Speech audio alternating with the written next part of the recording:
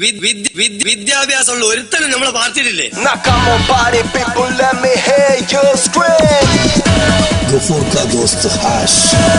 കുറെ എണ്ണത്തിനെ നമ്മളെ കേന്ദ്രത്തിലേക്ക് ജയിപ്പിച്ച് വിട്ടിട്ടുണ്ട്, മന്ത്രിമാരാക്കിയിട്ടുണ്ട്. പക്ഷെ അതുകൊണ്ടൊന്നും ഇത്രയും കാലം നമ്മുടെ കേരളത്തിന് കാര്യമായിട്ട് പ്രയോജനമൊന്നും കിട്ടിയിട്ടില്ല. നിങ്ങൾ കേട്ടില്ലേ സുപ്രീം കോടതിയുടെ വിധി? കേരളത്തിന് ശക്തമായ തിരിച്ചടി. ജലനിരപ്പ് 142 അടിയാക്കണം, ഇനി പുതിയ ഡാമൊന്നും വേണ്ട എന്നൊക്കെയാണ് സുപ്രീം കോടതി പറഞ്ഞിട്ടുള്ളത്. എത്ര കാലമായില്ലേ നമ്മൾ പറയാൻ തുടങ്ങിയിട്ട് ഒരു പുതിയ ഡാം വേണമെന്ന്? പുതിയൊരു ഡാം അത് പണിയണം, ഒരു സമവാക്യം നാം എഴുതേണം. തമിഴ്നാടിന് യഥേഷ്ട ജലം, ഈ മലയാളിക്ക് സുരക്ഷയുമായി. പാടിയ പാട്ടൊക്കെ വേസ്റ്റായി. എന്തായാലും ഈ സുപ്രീം കോടതി വിധി നമ്മുടെ നാട്ടിലെ ചില ആൾക്കാരെയൊക്കെ ഹാപ്പി ആക്കിയിട്ടുണ്ട്. എങ്ങനെ?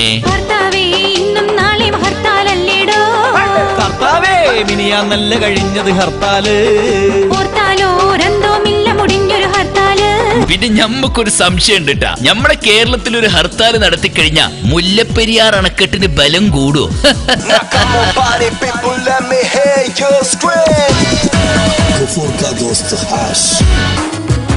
You are listening to